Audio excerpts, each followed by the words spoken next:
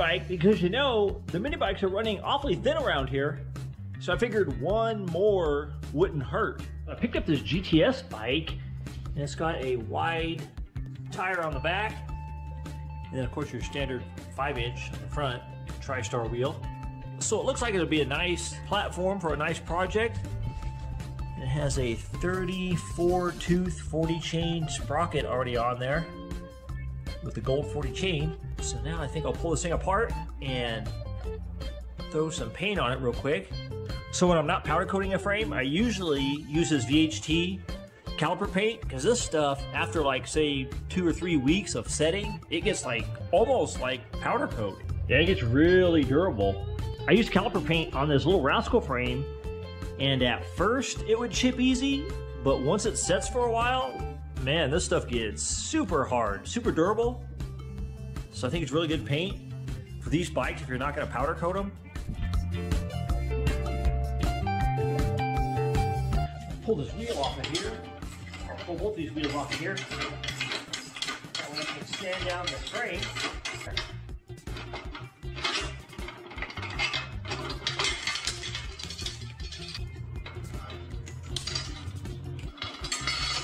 Pop this chain off of here. Pull the front wheel off of here.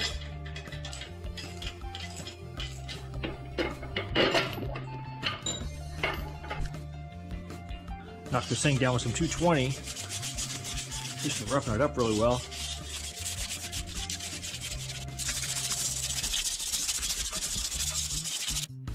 Yeah, that 220 knocks this thing right down to bare metal really easy.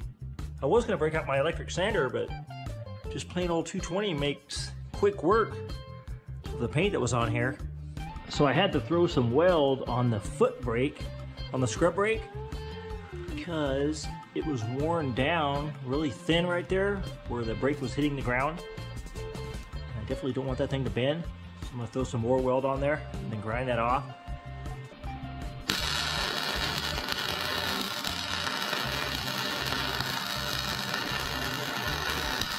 Now I'll grind that off to make it nice and round.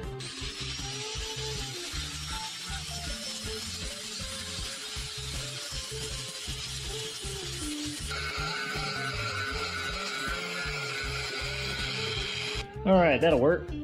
I got a lot more on there now, so it's not so thin, so there's no chance of the thing breaking off. Clean this up and throw some paint on it.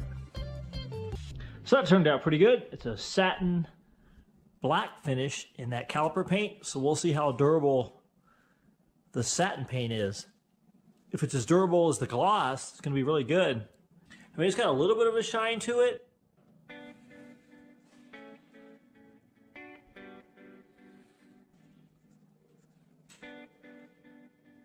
Throw these wheels back on here.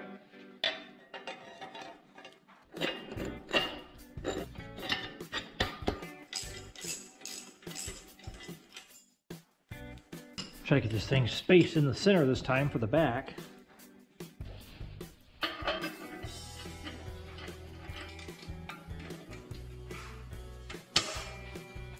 Alright, that looks pretty centered on there.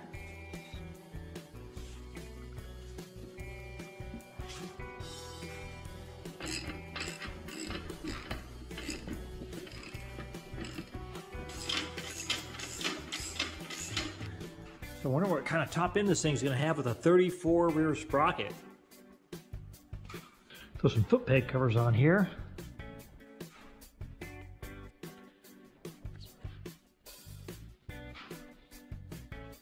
So instead of building an engine for this bike, I think I'm just going to go ahead and use the 263 off the Megamoto 212. So I figured this would be a good engine for this bike because the next GPS 180 race isn't until November 2024. So I can just go ahead and build a different engine for that bike. So it's a little bit different setup from when I first put this engine together. Before, it was running a Pulse Cart 14cc chambered head, and now it's running a 20cc chambered Evolution head. So it brought the compression ratio back down to around 11.5 to 1. And then the flow numbers on this head rival a billet head. So I mean, this is a really nice head for this engine. And then I set up a custom gas tank mount to fit in that frame. So I think that'll work out really well.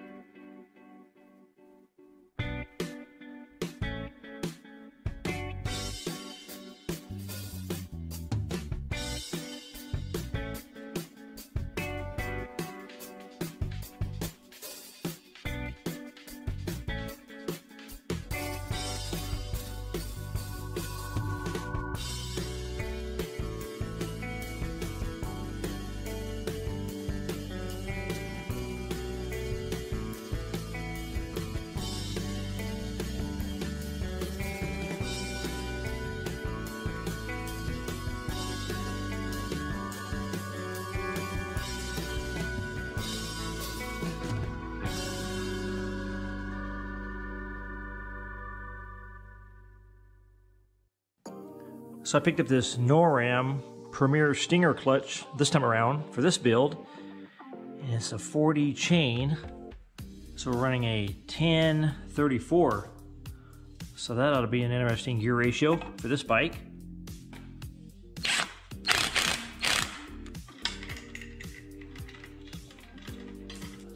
Put this chain together without a link. Just one less thing to fly off. So I have a center header pipe for this thing, or center exit header pipe.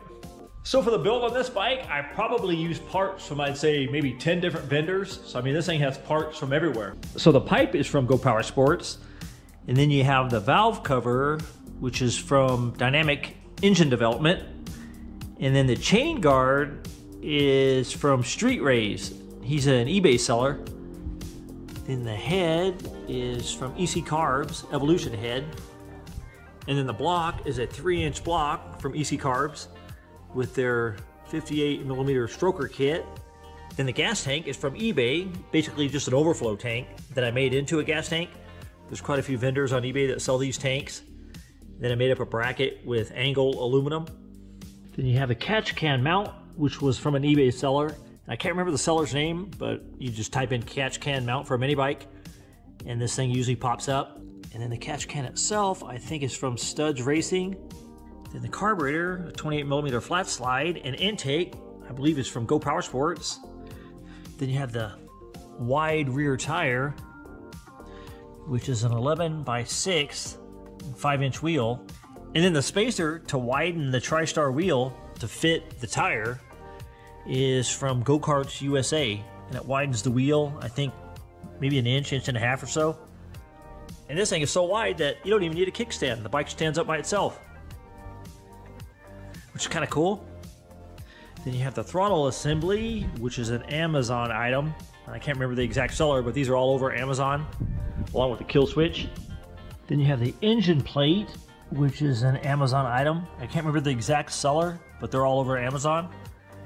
And then the seat on this bike is from a Coleman CT200U that I picked up off of Amazon. And I think it fits this bike really well. I mean, it looks very similar to the other GTS bike seat.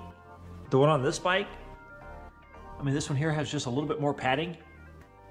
Yeah, I figured it would be a good fit for this bike, and it actually turned out pretty good.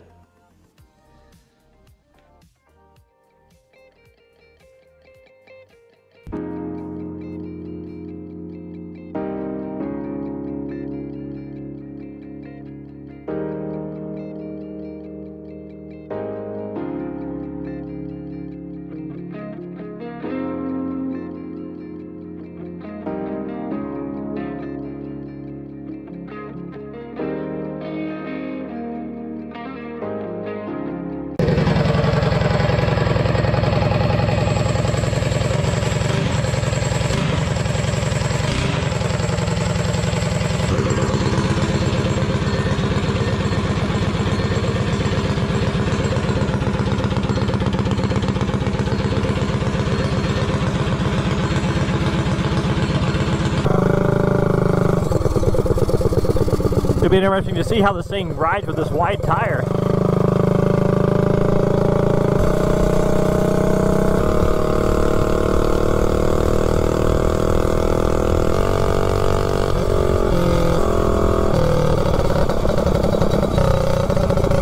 Now you can tell this thing's got a lot of torque with a 263 on it. You just barely have to crack the throttle.